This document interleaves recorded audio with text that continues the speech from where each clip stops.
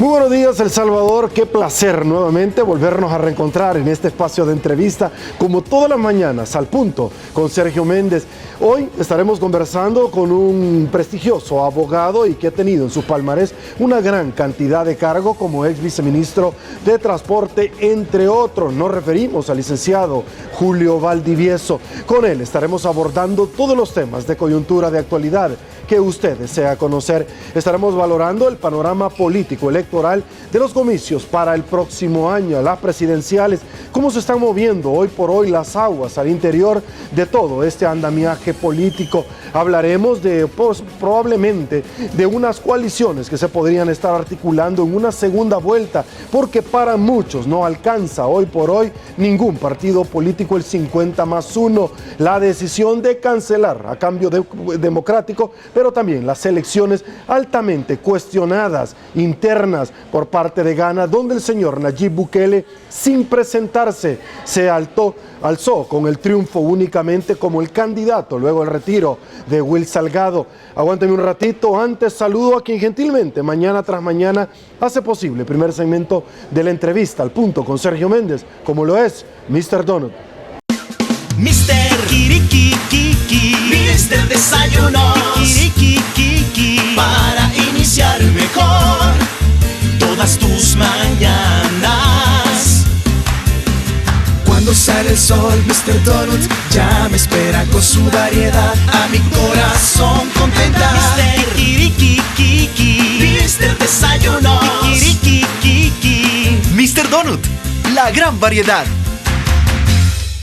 Y bueno, señores, con el mayor de los placeres le damos la bienvenida al licenciado Julio Valdivieso. Julio, muy buenos días, un placer tenerte en tu casa, gracias por acompañarme. Gracias, Sergio, es un placer compartir el micrófono contigo. Gracias, como siempre. Julio, quiero aprovecharte al máximo para hablar de muchísimos temas y escuchar tu análisis.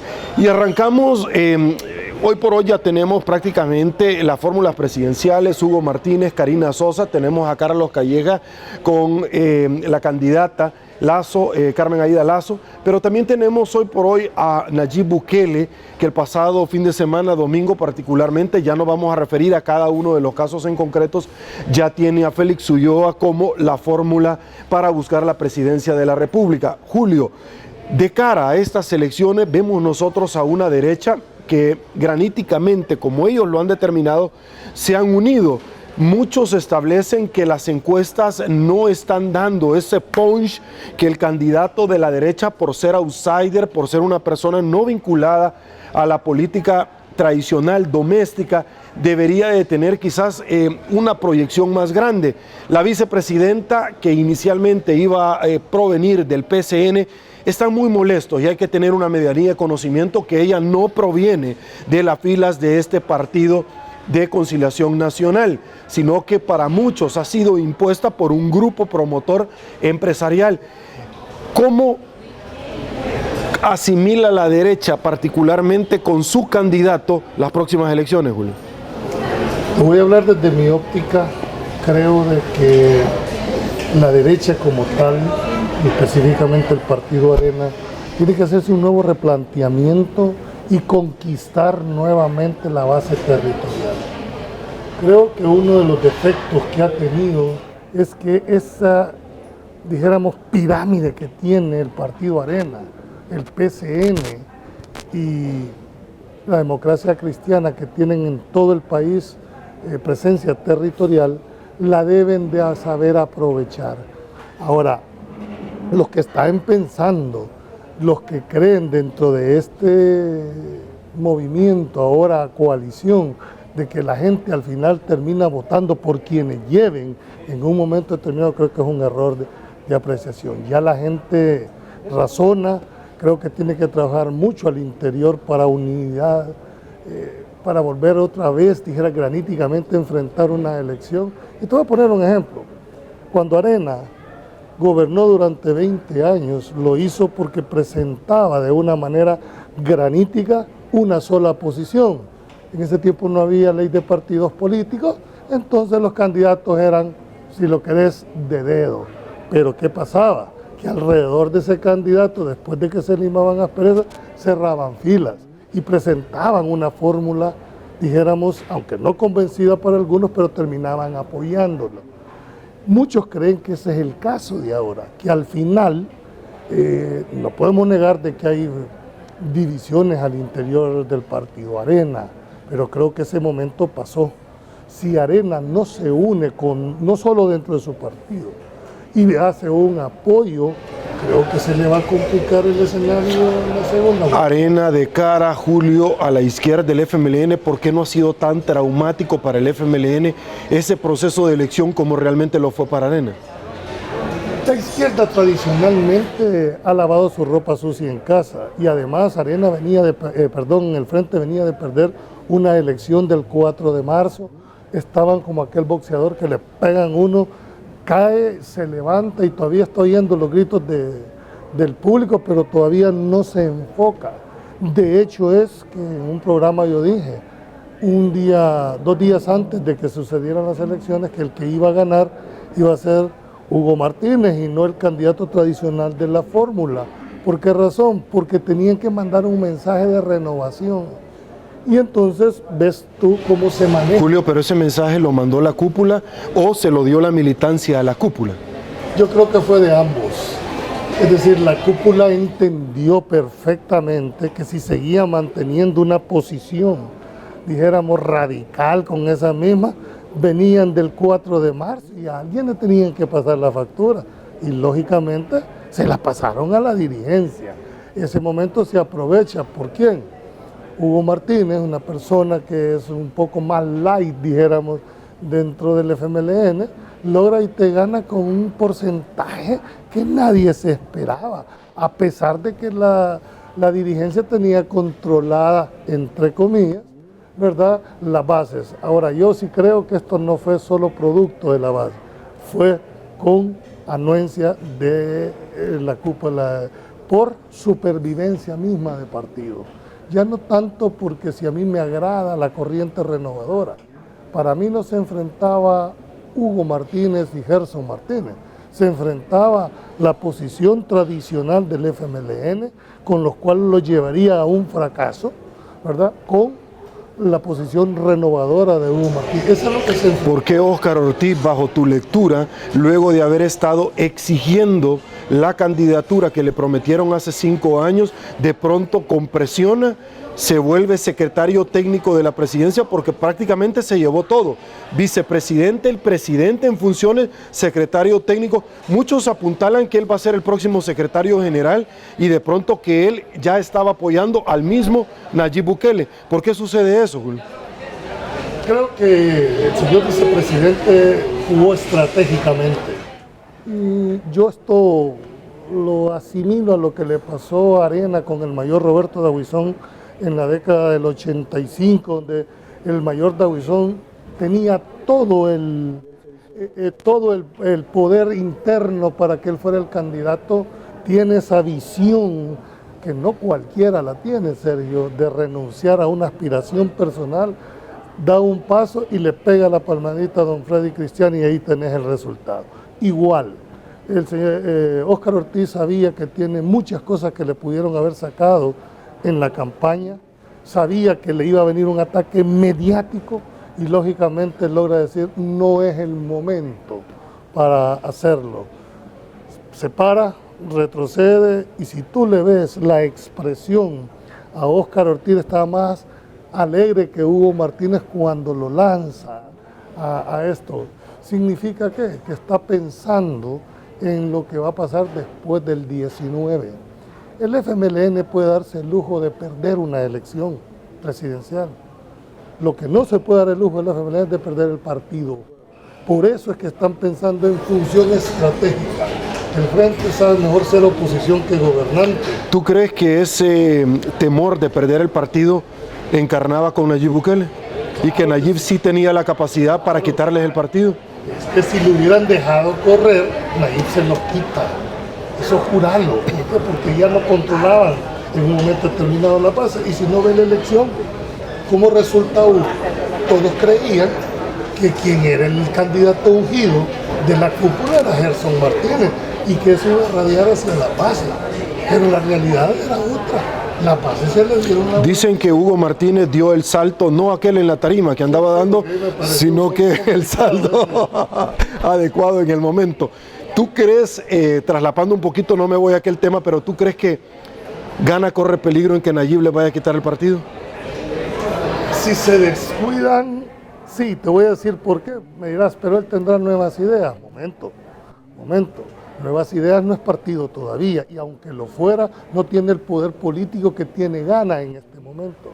Creo que el más beneficiado, y si alguien por un momento visualizó, Nayib pasa de la noche a la mañana a tener 10 diputados con una llave legislativa. Creo de que le salió mejor el tiro a él que a otros, porque si se hubiese quedado con Cambio Democrático, era un diputado, y en realidad ahí no le interesaba al señor Bukele un partido con un, bueno, es decir, interesaba en el sentido del ponche. Ahora, Cambio Democrático, con mucho respeto, no tiene la estructura territorial, sí tenía otros elementos que no tiene Gana, porque en alguna medida para muchos Gana es mala palabra, pero Cambio Democrático resulta un poco más digerible. Sin embargo, Gana tiene ese trabajo territorial que sí se necesita para ganar unas elecciones. Pero es que las elecciones no se ganan con esa percepción que tú estás planteando con CD. Mira, para ganar una elección se necesitan a lo menos 4 elementos básicos. Uno, tener un buen candidato, tener recursos, tener una estructura territorial para la defensa del voto y tener recursos. Si esos 4 elementos hace falta, te fuiste. Entonces, ¿qué es lo que estaba planeando? Para mí, Cambio Democrático es un partido, dijéramos, centro-izquierda, con trayectoria de intelectuales, de cierto nicho, pero no tiene estructura de territorio. Y defender el voto en una elección presidencial, vos podés ganar o perder en la mesa. Aunque esté ciudadanizado, hoy por hoy, porque la resolución de la sala ubicó a los ciudadanos a llegar a cuidar las mesas, Julio, o se desafilian de los partidos para ir a cuidar y hacerle la mexicana. La realidad termina imponiendo, pero agregarle mira, si cuando los partidos políticos manejaban directamente esto, vos sabés lo que implica la logística mover, no solo el día de la elección, un día antes, eso te da agua, alimentación, viáticos, transporte, o sea, ¿cuánto le va a costar en realidad hacer todo esto? Entonces a mí, por supuesto que la resolución que emitió la sala era la aspiración que todos debemos de decir, bueno, esperamos que las juntas electorales temporales, como son las JRB, puedan ser, dijéramos, o responder al sentimiento de ciudadano, pero en la práctica, primero, nadie quiere ir, segundo, y aún yendo, corren un riesgo. Entonces, sí, al final, el tema de las capacitaciones. Entonces, ¿qué es lo que hacen? Los mismos partidos desafilian a su gente y le dicen, vaya, andate por la vía civil, entre comillas, y vos te empoderás de esto. Creo que quedó más que establecido. Quedó claramente establecido. Julio, antes de analizar la resolución del Tribunal Supremo Electoral sobre Cambio Democrático, quiero preguntarte como abogado, yo tengo mi apreciación. Julio, ¿tú acompañarías mi aseveración en decirte que Cambio Democrático ciertamente tenía que desaparecer? No me refiero al 2015, me estoy refiriendo hoy por hoy. ¿Cambio Democrático realmente tenía que desaparecer, Julio? Yo tengo mis dos posiciones. Y después te voy a decir la mía. No me gusta la forma en que un magistrado razonó su voto, pero quiero retrotraerme. La solución estaba si aplicaba la legislación, o mejor la interpretación 2015, o podías aplicar la interpretación de la legislación 2018, es decir, la realidad, la ley de partidos políticos, es decir, esa era. Particularmente, creo que lo que hizo el tribunal dice, mire, al declarar inexistente la resolución no hay, se retrotraen los efectos hasta un día antes de la declaratoria y por lo tanto en ese momento para el tribunal no había sacado los 50,000 votos, no tuvo representación, por lo tanto los dos supuestos que eran los que podían eximirlo cancelaban el diputado. Lamentablemente yo esperaba que la resolución podría ser como los efectos hubieran cancelado el partido conforme a la legislación, pero el diputado por seguridad esto. Ahora, aquí entramos a una discusión más jurídica y vos me lo vas a entender. Dice el artículo 85 de la Constitución que el sistema político es pluralista y que los partidos políticos es el único instrumento para alcanzar el poder. Entonces, si no hay un partido político del cual yo represento, ¿a quién representa? Porque él no representa a una persona, él no fue como candidato independiente, fue bajo la bandera de un partido político. Y si desaparece la bandera, si desaparece el instrumento que me permitió llegar, lo lógico era que tendría que desaparecer. Pero ¿no te parece a ti que este es el mismo caso de los gobiernos de facto, Julio, que todas las acciones que ellos realizaron gozan de certeza y seguridad jurídica, pero nuevamente cuando ellos son destituidos, es decir, ellos desaparecen pero no las acciones? Ahora, democrático, tú como abogado obviamente entendés a la perfección ha sido altamente cuestionado. En el pasado él desapareció cuando era CDU, pero por un decreto dentro de la Asamblea Legislativa le dieron, mire, con 3,000 firmas, no con 50, vuelva a revivir. Lo mismo que hicieron con el Alianza, con el Sonsonate, con el 11, ok, perfecto, lo mismo. Entonces viene y se van a una justa, pero para muchos era importante porque Cambio Democrático con el FMLN llevan a Mauricio Funes en el 2009 a ser presidente de la República. Entonces el FMLN de una u otra forma tenía que ayudarle a salvar. Una vez comprendido esto, al no sacar los nuevos elementos de los cuales tú perfectamente has esbozado, se le inicia el proceso de desinscripción, pero la resolución de la sala esboza dos elementos que son importantes y constitutivos de una nulidad. La decisión se tomó, dice la sala, con 3 y no con 4. Número 1. Número 2, a mí de ese punto lo que me llama la atención es esto, Julio. El presidente en aquel entonces era Eugenio Chicas, del Frente. Cierto, perfecto.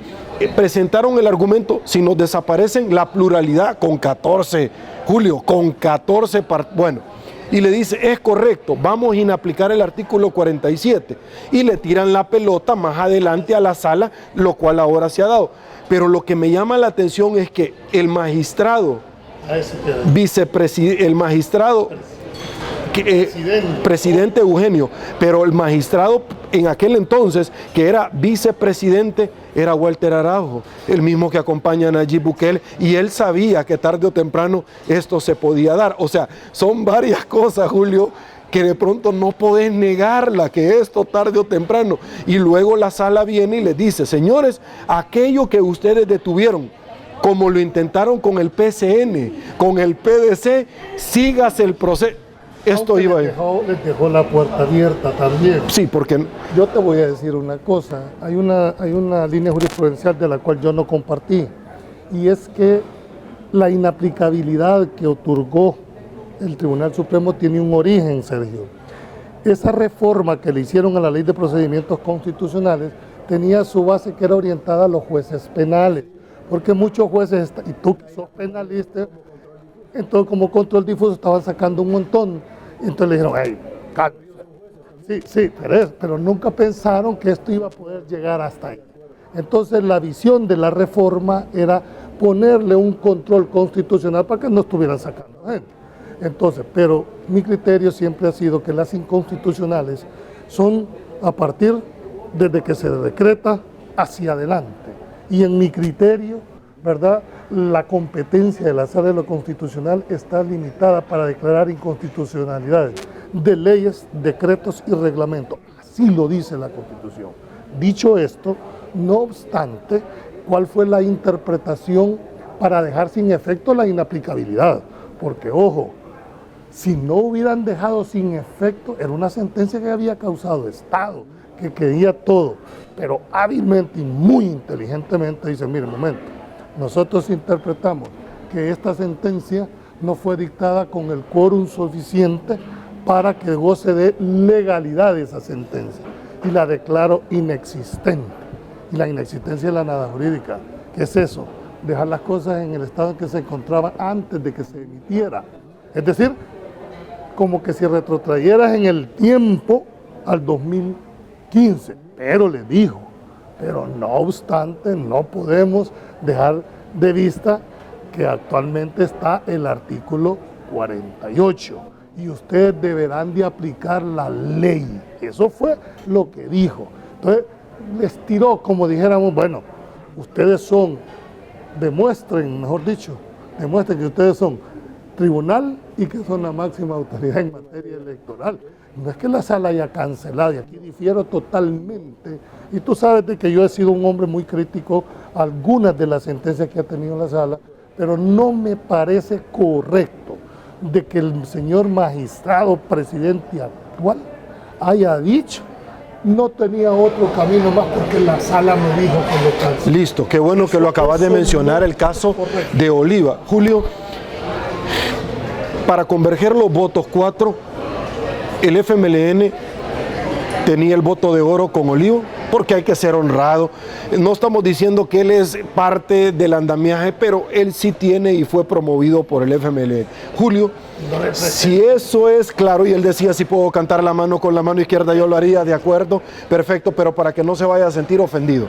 Lo que yo te quiero decir de todo esto es que es más que evidente que en este caso el FMLN se puso de acuerdo internamente con la derecha para dejar sin efecto cambio democrático. ¿Tú estás de acuerdo conmigo?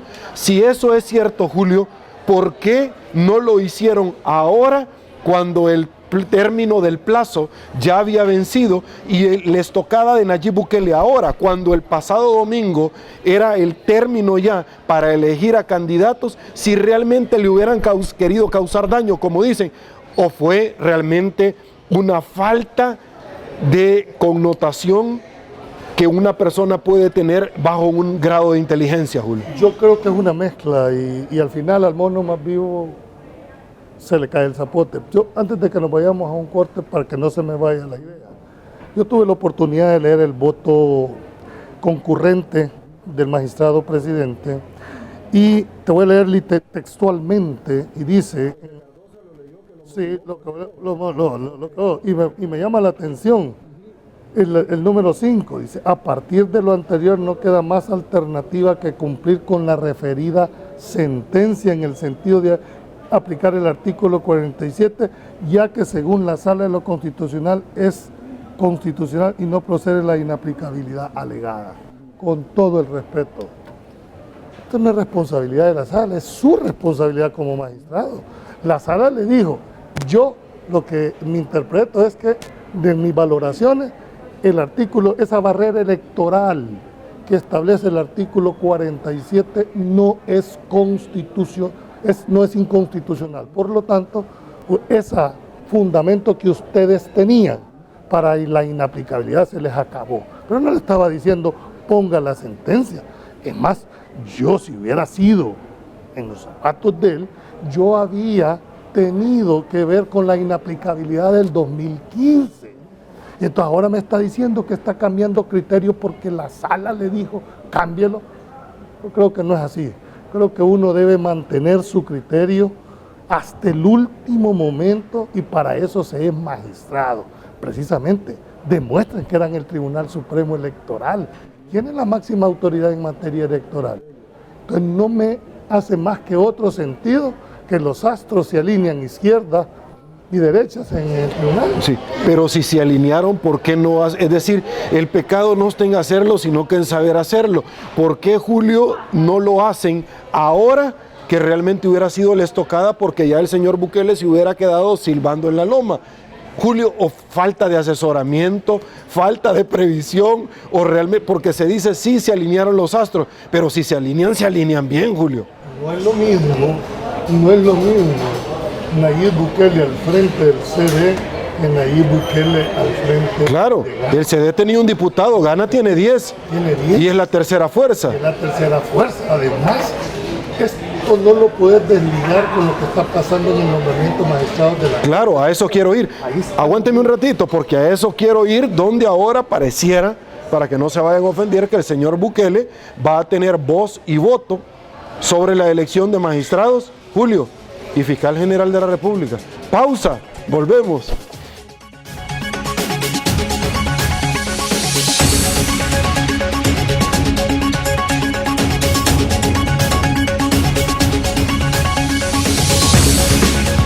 Esta es la razón por la que dejamos todo, sin importar de dónde vengas o dónde estés. Lo que importa es que estés. Porque cuando tu equipo juega, nada más importa. Cada jugada la vivimos y cada gol lo celebramos. El fútbol es pintarse el corazón de esperanza, es romperse la garganta con cada gol. En la cancha somos uno solo. Así es la Liga Pepsi, nuestro orgullo nacional.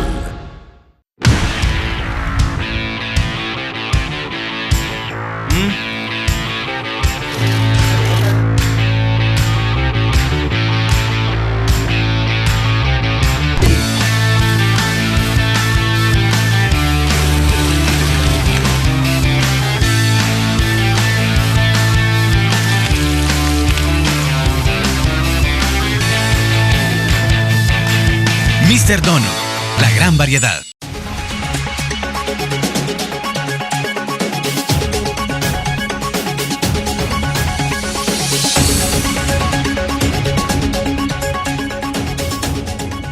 Estamos de regreso, mil gracias El Salvador. Seguimos conversando con el licenciado Julio Valdivieso. Julio, hoy Nayib Bukele puede tener quizás no decisión, pero sí incidencia en la elección de magistrados de la Corte Suprema de Justicia, el fiscal general de la República, porque la derecha está compuesta por Gana.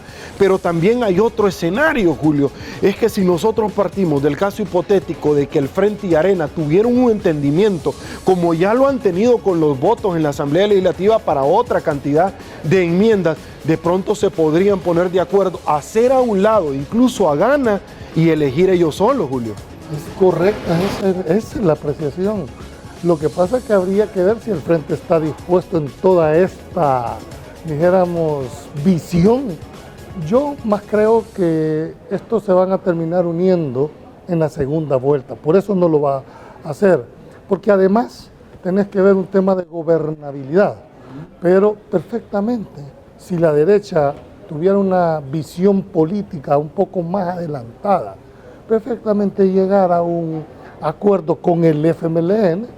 Tienen 56 votos los dos partidos, pueden perfectamente definir, tienen personas que sus listas coinciden, no necesariamente. Ahora, pero no necesariamente estas personas que están en la lista, bajo esta nueva realidad, adiós pajarito. Esa es otra cosa, pero ¿sabes por qué no lo puede hacer la derecha? Porque deja por fuera al PCN, deja por fuera a la Democracia Cristiana, que son exactamente. Entonces el acuerdo para Arena es complicado. Arena no es que tenga ellos la responsabilidad como erróneamente saben, pero ni siquiera han sabido decir eso, Sergio.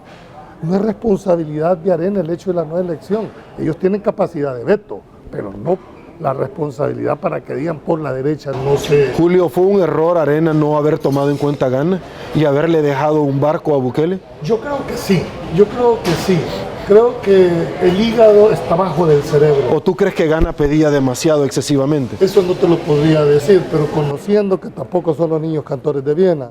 Pero no todos, pero hay uno que definitivamente decimos que fuma bajo de agua en el calor de los ciudadanos, ¿verdad? Entonces la idea era, bueno, si estás armando una alianza de derecha, yo debo de entender que Gana, por lo menos en sus papeles, dice que es de ideología de derecha, que va pro sistema, pro libre empresa. Pero veo, y eso es lo que no entiendo ahorita, como también el señor Bukele, que tanto ha pregonado en contra de los partidos tradicionales, pero además con Gana en forma específica, ahora aparece adentro de este partido. O sea, creo que confirma mi tesis de que El Salvador es el mundo del revés. ¿Cómo se entiende eso? ¿Es ansia de poder o simple y sencillamente no le dejaron de otra? El fin justifica el medio, si lo querés ver de esta manera. Para determinado segmento al cual él le apuesta, millennium le llaman unos, no es trascendental. Y llegaron a entender de que el partido político que sea simplemente es el vehículo o el instrumento, por una razón, y es que constitucionalmente tiene que estar afiliado a un partido político, ¿verdad?, si quiere ser candidato. Lo que pasa es que lo que no se termina de entender es esto, Julio. Cuando tú te unís con un partido político o una coalición, deben de converger elementos similares entre tus ideales, entre mi línea idealista, pero la gente no sabe ni cómo se comen nuevas ideas. Es decir, dónde están los estatutos, en qué versa, dónde es que se unen, porque él decía que el FMLN era Arena 2.0. Si él critica eso, Gana salió de Arena. Entonces, ¿cómo se entiende eso? Pero hay algo todavía más. Por ejemplo, el PCN dentro de sus estatutos tiene que hay una prohibición expresa de que no puede hacer una alianza como una coalición con un partido con ideologías totalmente contrarias a la que se profesa. Desconozco si Gana lo tiene o no, pero hay algo que no han pensado, y es que esta inscripción todavía le hace falta pasar dos filtros. Uno, que los declare el Tribunal Interno de Gana firme, y después viene la inscripción en el Tribunal Supremo. Ahí vamos a ver si lo que tú planteaste, si lo maquiavélico, ¿verdad?, del FMLN y de Arena se logran en el Tribunal Supremo Electoral. Ahí vamos a ver si en realidad están alineados. ¿Y cómo queda la relación? Porque Gana ha cogobernado, ha necesitado el concierto de votos para apoyar al FMLN. ¿Cómo queda entonces Gana cuando le dicen, no, mire, el candidato que ustedes expulsaron, nosotros ahora lo vamos a llevar? El candidato que aparentemente ustedes limitaron con el partido sede en el tribunal, ahora lo vamos a llevar. ¿Cómo va a ser ese acompañamiento si es que no va a haber malestar? Claramente, yo siempre lo he dicho y lo he sostenido, creo de que al final Nayib se va a terminar uniendo con el FMLN. Ya sea esté Gana o no esté Gana. Y si los que creen que pueden inhabilitar a Nayib, que pues es posible que lo puedan hacer porque tiene procesos abiertos, eso lo único que va a hacer es hacerse para atrás y decir, bueno, ustedes me van a inhabilitar, entonces le voy a dar la palmadita al señor Hugo Martínez. Ponete este escenario. Arena tiene que apostarle a ganar en primera vuelta la elección, porque si le forzan a una segunda vuelta se la complica. Y te voy a poner los escenarios. Yo siempre dije de que Arena le iban a jugar a 3 bandas. Y va FMLN, va el señor Bukele y va Josué Alvarado y Arena. 2, entre comillas, de derecha, entre comillas, digo. ¿A quién crees que le va a afectar que le quiten? Arena. Entonces, al no ganar en primera vuelta, el escenario de la segunda se te complica y te pongo. Si pasa Nayib, hoy Gana y Arena, ¿a quién crees que va a apoyar el FMLN? Y démosle vuelta. Si gana, si pasa a la segunda vuelta Arena y el frente, ¿a quién crees que le endosaría? Entonces hay toda una visión de todos contra Arena. Ahora, la pregunta entonces, Julio, es, ¿le alcanza a Arena la fórmula presidencial? Y te lo explico por qué. Porque de pronto nosotros podemos hoy por hoy ir a jugar fútbol. Y tú me decís, mira, es que tenemos que ganar el primer partido. No, por eso, es que lo tenemos que ganar, pero que el cuerpo me vaya a dar para ganar. Entonces la pregunta es bien sencilla, ¿le alcanza la fórmula? ¿Por qué? Porque tenemos a un outsider, a un señor Carlos Calleja, que no ha estado vinculado a la política doméstica, pero la persona que viene, Julio, porque hay malestar en el PCN, yo he conversado con varias y nos dicen, no, a nosotros se nos dijo que íbamos a proponer, a poner al candidato y luego vinieron y nos dijeron, mire, de este sector empresarial, ella va. Entonces el PCN no deja de ser un taxi y la carrera, Julio, vale tanto. El PCN vuelve a ser, para que se escuche bonito, no voy a decir la prostituta, no lo puedo decir al aire, aunque ya lo dije, voy a decir la cortesana del pueblo. Vuelve a ser lo mismo, Julio. Mira, yo creo... Y ella no le suma porque no es una persona que conecte, que enamore, que sea popular, hay que decirlo. Yo no considero que el PCN sea la prostituta, ¿verdad? O mejor dicho, la cortesana, perdón, pues no lo debería de decir. Pero creo de que algún costo van a tener el hecho de haber hecho ese planteamiento. Ahora, la pregunta que tú acabas de tirar es Gerardo, así, con chile, ¿verdad? Y envenenado, le va a dar la fórmula, el resultado esperado. Yo te diría, si lo saben hacer, sí. Pero falta una cosa, y es que sigo insistiendo, las primarias que hicieron en Arena, aunque no lo quieran reconocer, les trajo problemas de división al interior. Y tiene que haber una capacidad de unificación que debe empezar por el candidato. ¿Qué te parecería a vos si el candidato sale de la mano con Javier Simán? ¿Qué mensaje? No, el mensaje es que el poder económico se unió. Y segundo, que luego de las internas el partido está unido. Eso es lo que deberían de estar trabajando. ¿Cómo mandarlo?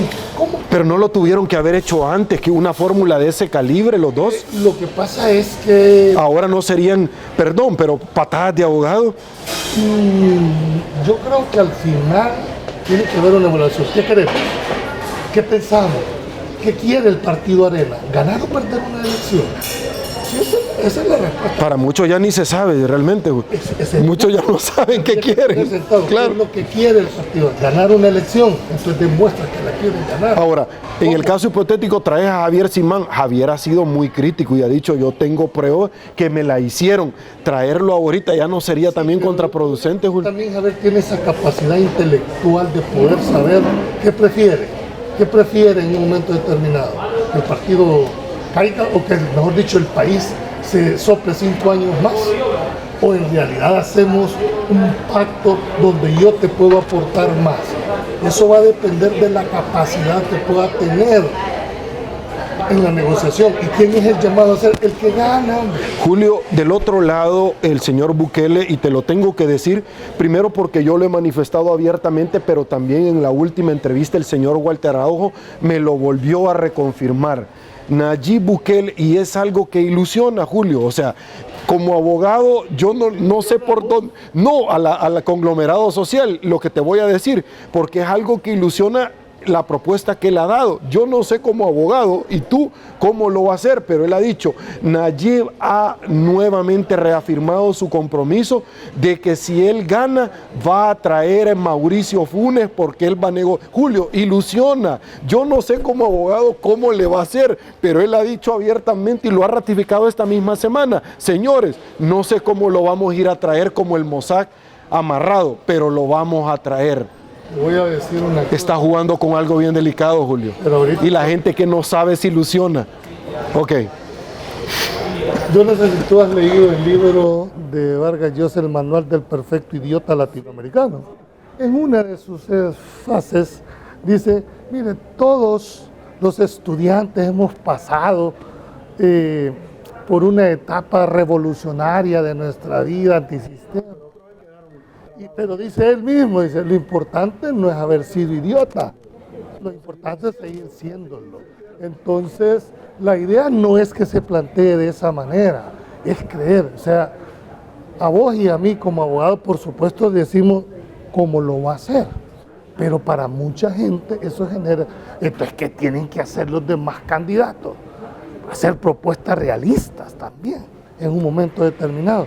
Pero yo no veo a Hugo Martínez, o lo has visto tú, si vos ves todos los medios de comunicación, los que están a favor o en contra, pero todos siguen hablando del señor Bukele, o en un sentido, o en la otra personalidad, siempre lo han hecho. Entonces yo creo que tienen que hacer, para mí, grande. Y cuidado, yo sí creo particularmente que si él reúne todos los requisitos, que lo dejen competir y vencerlo en la urna, porque si no se vence en la urna, van a crear toda una percepción y en política la percepción se vuelve realidad. Entonces, cuidado con eso. Yo creo que deben de ser un poco más visionarios con un olfato e inteligencia política. O sea, ¿tú crees que él puede llegar a ser un fenómeno como López Obrador, que no lo dejaban correr, que lo intentaba? Lo intentó 3 veces, ¿verdad? Ok, por eso. Entonces, ¿tú crees que lo pueden seguir victimizando? Claro. Muy probablemente no corre, pero él va a seguir siendo ya un fenómeno. Claro, y además con la edad que tiene. O sea, tiene todavía, siquiera el señor Obrador ya está un poquito pasadito de años. En este caso no. Pero mira, cuidado. Para mí la victimización, la inhabilitación se tiene que pensar muy, pero muy despacio, porque al final, si eso se da, y el problema es que hay varios casos para que pudiese llegarse, que entiendo que en la sala contencioso tienen uno, pero ¿tú qué crees? ¿Qué crees que sería correcto? Y eso sí conlleva una inhabilitación. Entonces, ¿qué es lo que pasaría? Que lo llevarían a un grado de decirle, bueno, me cerraron todas las puertas, no hubo razón, el sistema está en contra mía, pero ¿qué hago? La palmadita y la mano. Negociación, por supuesto, nadie acueste sin cenar. No free lunch, sí. Igual, sí. O sea, aquí no hay nada gratis. No hay almuerzo gratis, sí. Ok, Julio, sigamos más adelante en este fenómeno, y es que ya vimos nosotros que de cara a las elecciones se van como una nebulosa agarrando diferentes formas. Yo todos los días me levanto en las mañanas pensando, ¿y ahora qué va a suceder? ¿Qué de nuevo se va a articular? Y una de esas cosas es ciertamente el fiscal general de la República está investigándolo a él puntualmente por evasión fiscal. Y es que yo te quiero plantear los 3 puntos para que tú hagas un análisis. ¿Cómo va Arena a las elecciones? Con el segundo presidente o expresidente sentado en el banquillo de los acusados, ha mandado a llamar a 500 personas que recibieron sobresueldo, Julio. O sea, esto es algo delicadísimo, primero porque el proceso va a durar de aquí a las elecciones. O sea, se va a mantener vivo. Va a ser un duro golpe luego de Paco Flores para el Partido Arena. Pero estas personas, Julio, que lleguen, no pueden mentir bajo juramento. Y si no mienten, están aceptando que recibieron dinero y no pagaron impuestos. Por un lado, Julio, quiero irme al FMLN. El FMLN, Julio, lleva al primer presidente con una difusión roja y orden de detención, ¿cierto? Y el señor Bukele lleva acusaciones complicadísimas de haber contratado a los familiares, de haber recibido jugosas licitaciones directas, de haber dejado en bancarrota la alcaldía de San Salvador y de Nuevo Cuscatlán, etcétera, etcétera. ¿Cómo se come esto? ¿Cómo se define, Julio? Mira, primero me estás planteando que aquí como que vamos a elegir entre el cáncer y el SIDA, ¿ya? Y entonces eso no lo puedo ver así. Y segundo, no esperaba menos de vos que me resultaste ya con tu mente fiscal clásica, ¿verdad? Pero que le estás diciendo a los abogados defensores y sobre todo a esta retajila de personas que van a desfilar, cuidado con lo que vayan a decir. Lo que Sergio les está diciendo, mucho cuidado con lo que vayan a decir, porque si dicen no, me imagino que les deben de tener un papelito. Y si dicen sí, ajá señor, ¿y a dónde está el...? O sea que tiene que tener muy, pero muy presente la responsabilidad de esa declaración. Quizás la ventaja, que si se puede llamarle ventaja, es que el señor Saca fue expulsado de Arena y eso delimita, por lo menos dijéramos de percepción, aunque todos saben que fue un presidente por el Partido Arena y que muchos de los que están ahí o fueron funcionarios de Arena o están algunos dentro de dentro de eso. Va a ser sumamente interesante el desarrollo. Nunca había, tal vez tú, nunca había visto una audiencia donde desfilaran 500 testigos, ¿verdad? Va a ser interesantísimo ver y el primero que vaya es el que va a marcar la pauta para todos los demás. Pero fíjate que como vos lo has planteado, cuestionado, aunque en aras de la abogacía, pues se presumen inocentes, con la ventaja, la única ventaja que tiene el expresidente Flores con que el expresidente murió siendo inocente. Por más que le quieran achacar, el presidente Flores, formalmente hablando, no lo va a hacer. De ahí los dos tienen, dijéramos, cargar sobre sus hombros toda una acusación de malversación de fondos. Y en el caso del señor Bukele, perfectamente lo que tú has planteado, la acusación con el tema del nepotismo y la inhabilitación. Entonces, frente a ese escenario, yo creo que los salvadoreños, ojalá esto no se convierta en un ausentismo aún más con lo que venía tratando y al final los votos duros de los partidos van a terminar definiendo una contienda. Hay dos temas que no hemos conversado en este lapso que tu servidor está conduciendo esta entrevista y son temas recientes.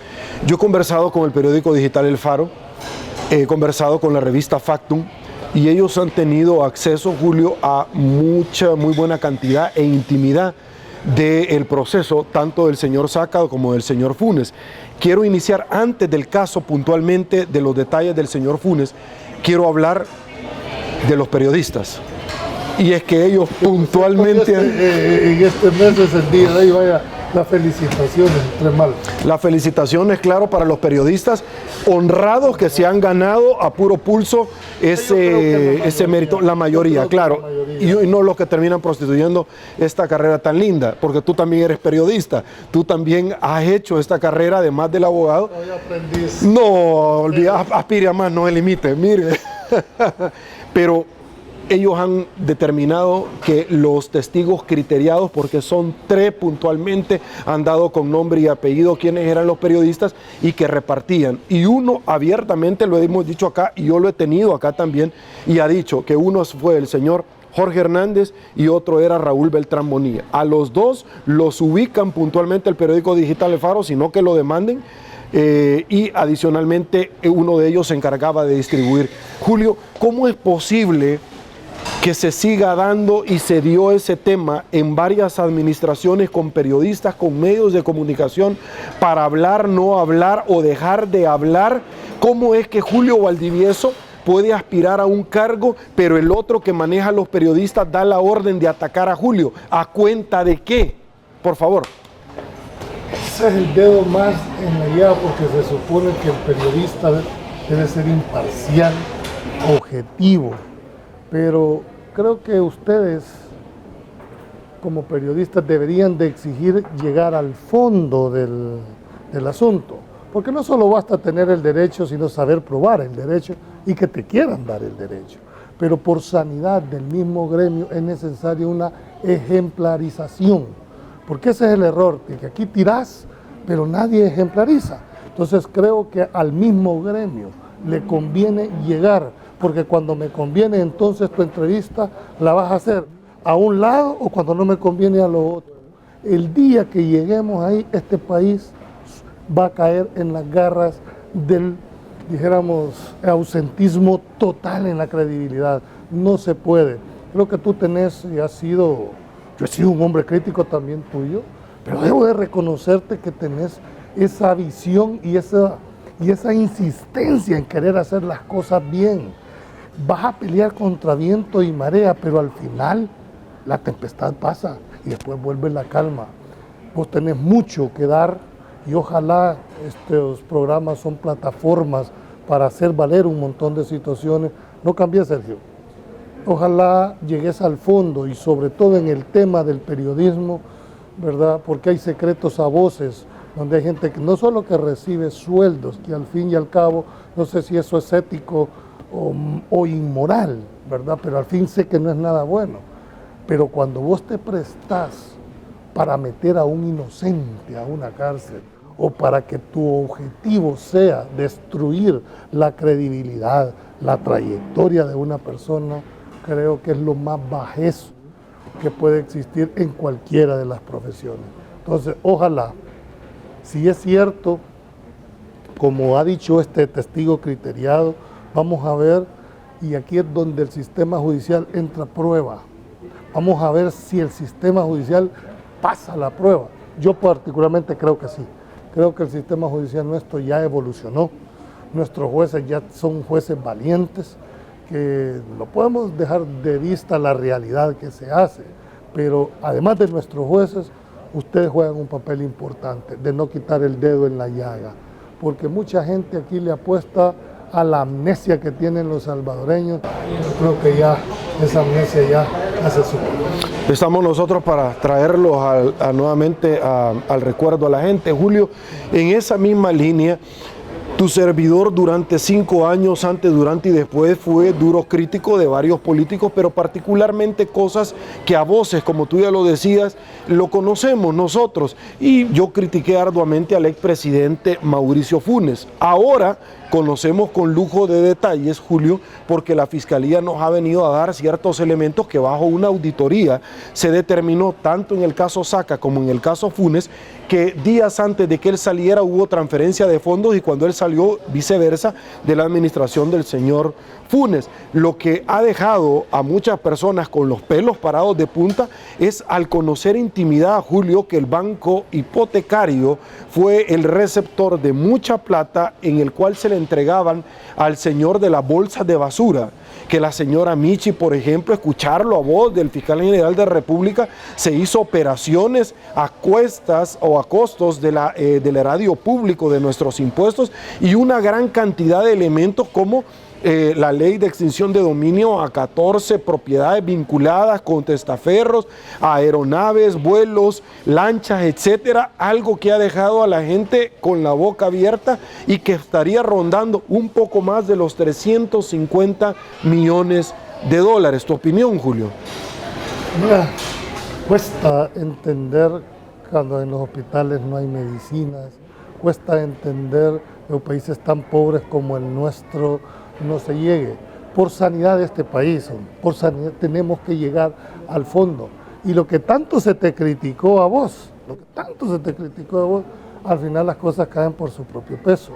Yo siento de que estamos en la etapa para mí más difícil de todos estos dos casos, y es sostener la judicialización, porque como abogado vos y yo sabemos que una cosa es que yo tenga la convicción de que hay participación y existencia, y otra cosa es ir a probar frente a un juez de derecho esa situación, no porque no exista, sino que el mecanismo de la prueba va a estar. Sin embargo, hay que reconocerle también a este fiscal que ha tenido la valentía de tocar temas difíciles. Es decir, que yo me recuerde por los últimos 30, 40 años, yo no he visto, bueno, nunca habíamos visto que se procesara a un expresidente de la República. ¿Y qué significa eso? A un exfiscal general. Y que no solo es eso, porque también él sabe que al haber hecho su gestión también está sujeta, y aún así con esa decisión lo hace. Entonces creo que hay que poner las cosas y en la balanza. Creo que hay que reconocer que ha tenido la valentía de tocar cosas que antes no se hubiera ni siquiera imaginado. Ojalá tenga todos los soportes para que ese esfuerzo no se venga al traste. Y ahí todos los que son los operadores de justicia también tienen que tener esa visión, no plegarse a una decisión de la Fiscalía, pero también ser objetivos en la valoración y no irnos con tecnicismo al final de una... ¿Por qué? Porque el país necesita, no tanto el tema de querer ejemplarizar, es que no se vuelva a repetir. ¿Cómo te explicas vos que la institucionalidad no haya funcionado, Sergio? ¿Cómo es posible que en bolsa sacaras eso? Por lo menos no queda planteado. O sea, no me cabe. Anda a tratar de sacar vos $2,000 de tu cuenta en efectivo, a ver que te piden hasta la magnífica. Y eso es lo que ha llamado la atención, Julio. Yo he llegado a este mismo banco y de pronto me han detenido por error en un apellido, en el cheque, no nos lo puede cambiar. O sea, ¿cómo entonces? A mí me pasó una cosa exactamente igual. La cantidad que estaba escrita era diferente. Entonces yo pedí hablar con el gerente legal. No puede. Tengo derecho. Que dice la ley que cuando haya diferencia entre el número como prevalece la letra. Entonces, sin embargo, no. Pero te digo, eran $250 el cheque. Entonces, ¿qué pasa? Que eso es a donde le debemos de apostar, a cerrar todos los portillos para que no se vuelva a repetir. Nadie nos garantiza con todo y todo que esto no se va a volver a repetir si no se cierran todas las... Sí, ahora Julio contrasta y llama la atención, yo no estoy de ningún punto de vista defendiéndolo, pero en la detención del señor Elías Antonio Saca se da por parte de la corporación policial cuando se le ha girado una orden de detención por parte de la Fiscalía en la fiesta de casamiento del hijo. Pero en el caso del señor Funes, que también es el mismo procedimiento, de 36 órdenes de detención, solo detienen a 6, Julio, y los demás ya se habían ido del país. En el caso del señor Maida con el otro miembro del ente castrense, Munguía Payés, dijo, no, ya no vinieron a trabajar. O sea, eso es inconcebible. ¿Cómo queda una corporación policial donde usted fue parte al inicio, después de los acuerdos de paz? Julio, ¿cómo queda? Mal, te voy a decir una cosa para que terminemos esto. ¿En qué beneficia un proceso judicial el hecho de ir a capturar al expresidente Saca a la fiesta de su hijo? ¿Ayudará a la verdad jurídica? Yo creo que no. ¿Qué necesidad tener de ridiculizar y victimizar, dijéramos, tratarlo de destruir? Yo creo que eso no abona a la verdad jurídica, que es al final lo que... ¿Por qué no lo agarraron antes o por qué no lo agarraron después? ¿Qué necesidad había de dañarle a la novia o al hijo y al final los hijos no tienen por qué responder lo que los padres? ¿Verdad? No le veo. Y esto es lo que estoy defendiendo yo, la posición del presidente Saca. Pero o todos en el suelo o todos... Claro, pero si tú ves, es el mismo patrón, porque al señor Funes le dicen, váyase, ya hablamos con Daniel Ortega. Todavía no le habían girado orden de detención. No, de acuerdo, pero había una investigación. Sí. Entonces le dice, mire, nosotros le dijimos mejor que se fuera, pero en el caso del señor Paco Flores, dejan la patrulla a 2 cuadras para que él se vaya caminando y exhibirlo. En el caso del señor Saca, lo llevan a la DAN, lo sacan en pantaloncillo blanco, lo detienen en la boda del hijo. Julio, no es el mismo trato de una misma corporación. Estoy totalmente de acuerdo. Creo de que después de los acuerdos de paz, la Policía Nacional Civil ha sido una de las instituciones, dijéramos, más respetadas que surgieron, quizás solo superada por la Fuerza Armada o igualada. Entonces, a estas alturas, como corporación, sí. No confundamos actitudes personales, Sergio, con la institución. Ahí hay muy buenos policías, ahí hay muy... Y yo estoy completamente de acuerdo contigo, pero de pronto empaña el caso de la agente de seguridad responsabilidades a las personas. Y un cementerio clandestino del GRP, Julio, que nosotros hemos visto. Entonces, uno de pronto se queda con la boca abierta. ¿Qué está pasando? Yo sí creo que este fiscal perfectamente va a investigar eso, porque no me parece correcto. Ni vos y yo nos damos a tol con el dedo y el desastre no nos cobramos la costura. ¿Qué es lo que pasa? Que de 36 órdenes solo voy a agarrar 6. Hubo fuga de información. Así como lo... ¿Pero dónde? ¿En la policía o en la misma fiscalía, Julio? No te podría decir. Es complicado que Douglas Meléndez vaya a identificar eso. No, pero puede iniciar una investigación. Es más, te voy a decir una cosa. Por sanidad propia de la Fiscalía y por sanidad propia de la Policía Nacional Civil debe de hacerlo. Porque yo sí creo que en todo caso son acciones personales y no institucionales. Listo. Tengo que ir a otra pausa. Esto es Al Punto con Sergio Méndez. Volvemos.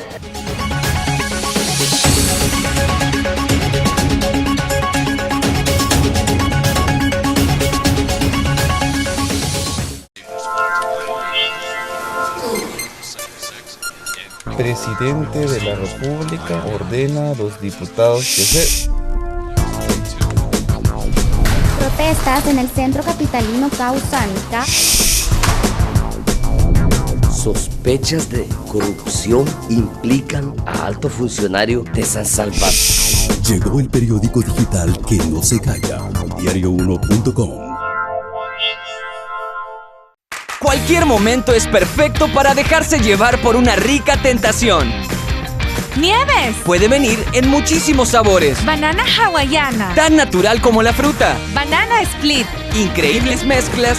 Cake que helado, cappuccino, Hay una gran variedad de especialidades.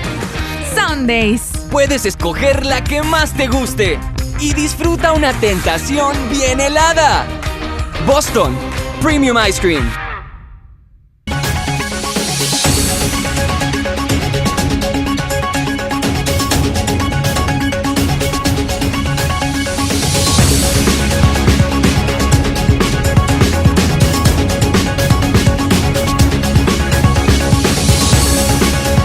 Estamos de regreso, mil gracias El Salvador. Julio, tengo muy poco tiempo, sin embargo, algo que es interesante y que a mí me gustaría preguntarte es, ¿qué debería de ser el mensaje para los salvadoreños que tienen escepticismo, que ya no creen en la clase política porque ellos no se dejan querer, porque hay gente con tales canalladas que hasta el mismo demonio se persina de las cosas que hace, donde el país no va para ningún lado? Julio, solo el próximo presidente de la República que llegue tiene que afrontar dos temas. Uno, la venida en 2 meses de los connacionales porque se acabó el TPS, y segundo, el pago de más de $1.000 millones por aquella limpiada de mesa que el expresidente Saca le hizo al señor Funes. ¿Tu opinión? No quisiera estar en los zapatos del próximo presidente, que Dios lo bendiga. Y además que le va a tocar tomar decisiones de estadista, porque debe de entender que el que llegue a la presidencia de la República se vuelve presidente los que votaron y no votaron por él. Sin embargo, esas dos situaciones que tú vas a requerir de un verdadero acuerdo de país, si no, no lo va a poder enfrentar. ¿Y qué pasa si no pagamos esos 1.200 millones que le tocan al mes siguiente de que está entrando? ¿Quién se une? ¿Y quién paga los platos rotos? Todos los salvadoreños. Entonces, esa es una valoración. Y la segunda, yo sé que todo lo que tú has planteado, lo dije en broma, que aquí no quisiera creer que estamos frente al SIDA o al cáncer. Yo siento de que debemos de entender de que hay que evaluar el planteamiento programático del candidato más realista, porque si pretendemos cambiar el juego con las mismas reglas es imposible, no tenemos tiempo, y a la elección van a ir los 4 candidatos, y de esos 4 candidatos vas a tener que elegir a la ciudadanía. Entre menos salgan a votar, los únicos que salen ganando son los votos duros de los partidos. El primer elemento que tienen. Segundo, temas de populismo lo tienen que evaluar fuertemente en la decisión. El voto tiene que ser razonado, por lo menos de aquella masa que logra estar un poco más informada. Y termino con él. ¿Tú crees, sobre ese punto, tú crees que el mejor ejemplo de ausentismo y voto duro lo podríamos plantear el pasado domingo, cuando el señor Bukele por 1.800 votos fue el ganador? Es que ahí chocas un 20% únicamente, Julio. Esa es la gran disyuntiva entre legalidad y legitimidad. Nadie discute la legalidad de una elección, pero no la legitimidad de esto que te da, que es aquella solvencia que te da frente a tus mismos electores. ¿Tú crees que Will no se tuvo que haber retirado? Yo creo que sí. Es más, yo públicamente dije, ¿verdad? Yo conozco a Will, sé que es un hombre de armas tomar. Creo que Will pasó del EMPA su aceptación, sus razones habrá tenido. Creo que lo más digno, él no lo va a decir, es un hombre disciplinado, no va a decir cuál fue la verdadera razón. Pero yo lo conozco a Will y creo que el retiro le significó a él más digno. Era mejor morir, dijéramos, retirando, ¿verdad? Pero de frente, y no tratar de morir con las botas puestas con una decisión que ya estaba tomada. Pero ¿tú crees que fue lo más conveniente para su vida política? Porque dicen que la única guerra que se gana, o la única lucha que se gana huyendo o corriendo, es con la esposa de uno. ¿Tú crees? No, lo que pasa es que no sabemos las verdaderas razones, ¿verdad?, que ha tenido. Yo quiero darle el beneficio de la duda. Yo en sus zapatos hubiera topado. Yo lo tuve esta semana él vía telefónica y me dijo, me dieron la espalda. ¿Qué es lo que te está diciendo? Miren, estas señores que son los que me apoyaron. Ya nadie me contestaba el teléfono. Nadie le contestaba el teléfono. Difícil, porque si hubiera ido en esas condiciones a una elección, él ya presumía lo que pasó. Con el 20% de Bukele 1.800 y el padrón son 10.000, ¿no crees que él como parte orgánica lo hubiera superado? ¿O había una amenaza detrás de todo esto? No, es una mezcla de todo. Lo que pasa es que te voy a decir, son 10.000 en el padrón, que no necesariamente los 10.000 votan, Sergio, ¿verdad? Pero bueno, bien por Will, ¿verdad? Ojalá esto lo medite y que sepa que la cuña para que apriete es del mismo palo. Ok. Julio, se me acabó el tiempo. Muchísimas gracias por habernos acompañado. Yo sé que esta entrevista va a trascender, muy bonita. Me ha gustado. Es lo malo cuando dos abogados se sientan. Y por supuesto, yo sé, voy a seguirte molestando, Julio, como siempre. Esta es tu casa y tú lo sabes. Y tú sabes el gran cariño y el respeto que yo particularmente te tengo a ti. Muchas gracias, Sergio. Y esperemos que muy pronto tengamos Corte Suprema de Justicia. El país no puede seguir en un vilo de la institucionalidad. Y ojalá no sea lo de siempre, reparto partidario. Ok, gracias, señores. Llegamos al final de esta su entrevista. Soy Sergio Méndez, así están las cosas hoy por hoy en nuestro país. Que tenga un día espectacular. Será hasta mañana y una vez más que el Señor nos bendiga a todos.